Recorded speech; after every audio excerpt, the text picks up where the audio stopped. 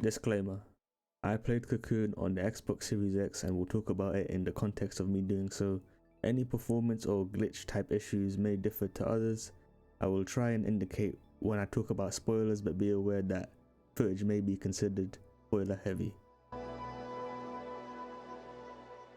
Cocoon can be described as a puzzle action adventure game and is the debut game of the developer Geometric Interactive. Cocoon provides a unique take on this genre. For someone like me, puzzle games never really interested me, and so I tried Cocoon on a whim as I heard great things about it. What Cocoon managed to do in a short amount of time was completely hook me with its unique approach to puzzle and game design. Quick note, I didn't experience any type of bugs or glitches during my time playing, but obviously experiences differ.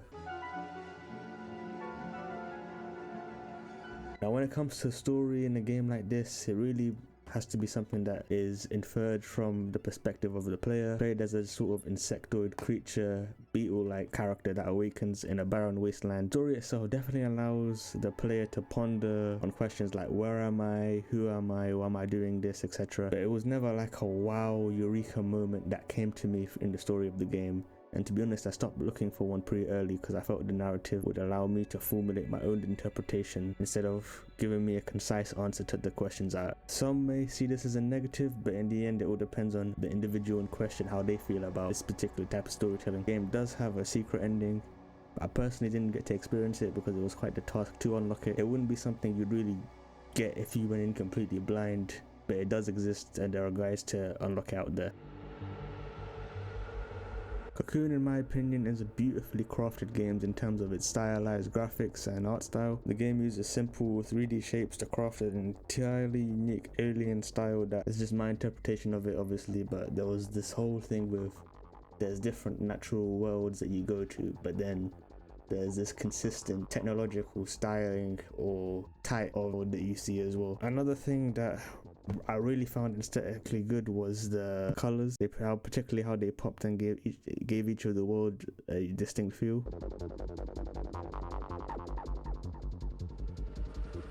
Now, I've talked a bit about this game having some unique mechanics or unique gimmicks that I haven't seen before that really enticed me. The main one I want to highlight is the whole orb world mechanic, which really adds to the possibilities for puzzles. If I were to explain it, each world that the player visits is an orb that can be zoomed out of if the player stands on a platform. Orb can be picked up and moved around with the player. You can put orbs in the worlds and like nested them in, and this is visually shown when they're outside of the orb, which orbs are in which world as well. After defeating the boss of a world orb, its specific mechanic gets unlocked. Like for example, when you defeat like the wasteland world boss, the orb allows the player to like make holograms using it when near certain edges. Bear in mind this happens automatically near these special edges. The player doesn't necessarily need to be holding the orb. For example, the white orb allows the player to utilize marked areas to shoot lasers out, which can be used to solve puzzles. It's not just the way the mechanics work on their own, it's the way that the game forces you to think outside the box and combine the different basic mechanics that it provides to you in different unconventional ways.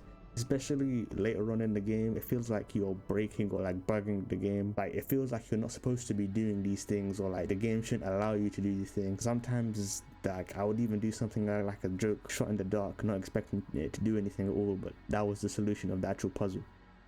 There was also times where the puzzles became so difficult where there's like no clear solution in sight. I believe the game expects the player to remember how each mechanic works and think about how far it could reach or like how far it could stretch out.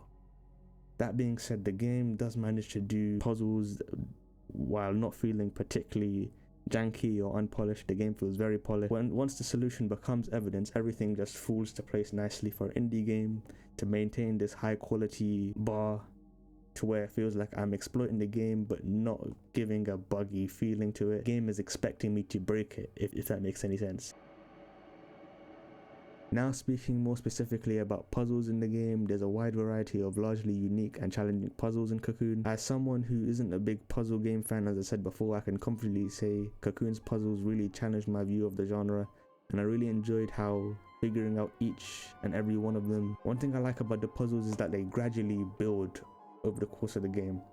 Like it starts off with like plain sight puzzles, and then they get a bit more difficult, force you to recognize surroundings. They start building on different mechanics that you learn early in the game, and then allow you to stretch those mechanics, as I said earlier. And of course, obviously, as a puzzle game does demand, there's a lot of trial and error and patience. Sometimes there was times that were like I had no idea because the solution was just not registering for me. But then remember, the game forces you to think outside the box and play around with the world mechanic and see what you can really do. Now, when it came to bosses in the game, there wasn't really any type of combat. Each boss was more of a puzzle unto itself that we'd have to figure out. Now, in comparison to the puzzles that the bosses presented, they weren't really that big of an issue in terms of difficulty. Maximum about 3 tries. Usually by the end of the first, I'd understand the boss's mechanics. It's just down to execution that made it take a bit longer. There's only a few bosses in the game, one for each world, but that made it possible for each boss to feel unique and meaningful in its own way. The designs of the bosses also added a very alien feeling that I described earlier that I got from the game. Some looked similar to the player, but like a more grown or evolved version. Some looked completely alien. But I did like how they weaved the bosses into the game's overall general themes, and they added to the overall environmental storytelling aspects as well.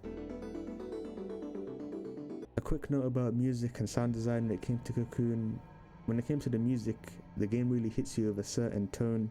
Forgive me because I'm not like a musical analyst or expert at all, but it does have that cosmic sci-fi feel that you realize, like, you know you're in space, or like it has to do with other like sci-fi elements just from just hearing the music. Especially that background music in the beginning, it gives like a very starry, vast feel that creates a perfect sci-fi, or more specifically space-like atmosphere. The sound design when it came to sound effects also really contrasted. They had like a very mechanical, crunchy feeling, but then they would also have, as I said before, very space, starry type of sound effects as well. Here's a few examples of what I mean.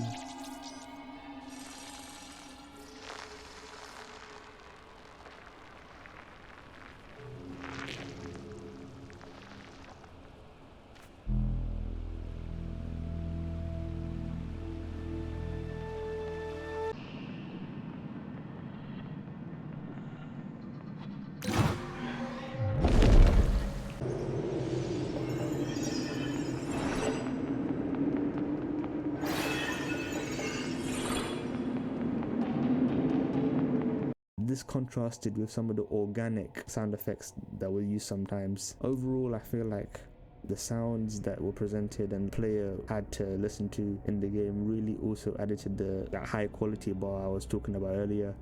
To me, they were used to very much convey that whole contrast I was talking about as well, with the organic uniqueness and the kind of homogenized, like, technical alien type civilization.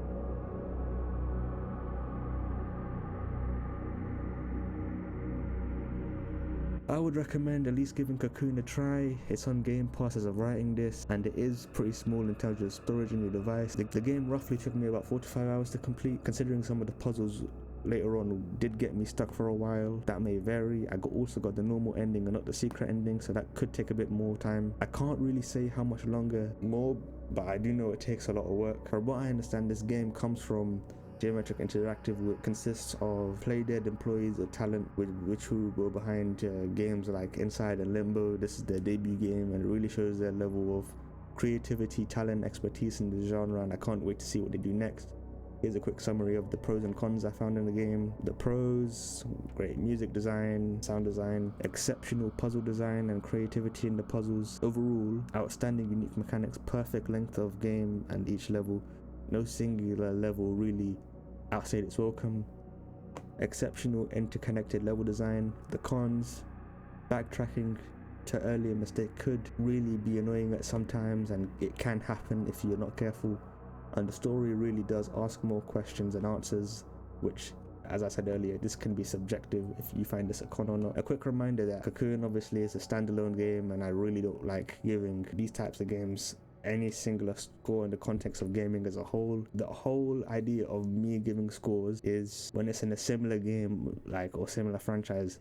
I'm not really an expert in puzzle games at all, so I wouldn't feel comfortable giving a numbered score to the games like I haven't really played. as I previously stated, for me, Cocoon is something you should really try playing in Game Pass at least. Thank you for watching. Apologies that this video came out really late, being very busy, and hopefully the next review I can get out is something that will take a lot less time. Apologies again.